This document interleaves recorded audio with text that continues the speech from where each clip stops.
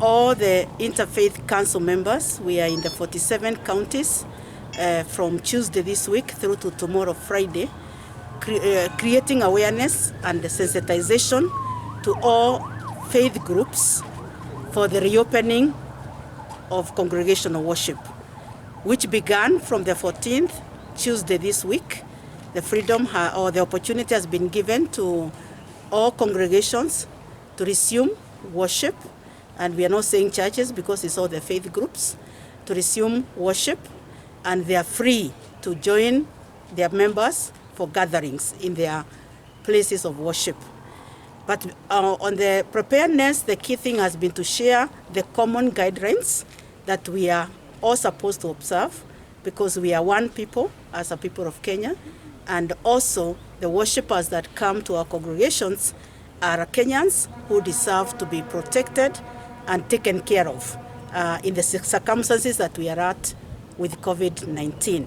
So together here with me are the Interfaith Council and delegates from the umbrella bodies which they come under.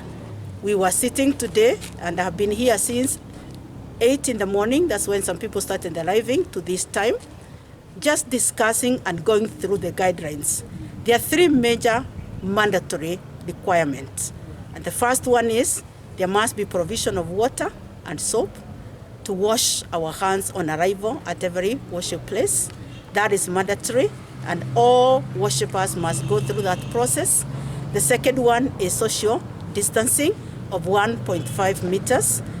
The arrangement in the places of worship should be such that that space is given to every worshipper. And the third one is that for this preface, the time is limited to a maximum of 1 hour and not beyond.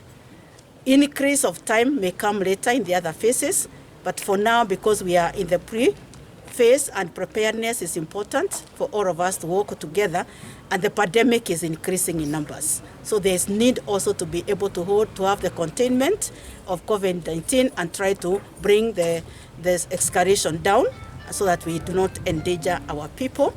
And towards that also, the maximum of the number of the people that should be accommodated, even in large congregational worship places, should not exceed 100 people. And the intention and the intent and purpose is to make sure that those people can be protected and taken care of, rather than having larger groups. But the worship place has the freedom to have different groups of that number or less throughout the course of the day or even the course of the week. And then the people who are under 13 should stay at home because they are quite vulnerable, together with the ones over 58 years of age in this preface.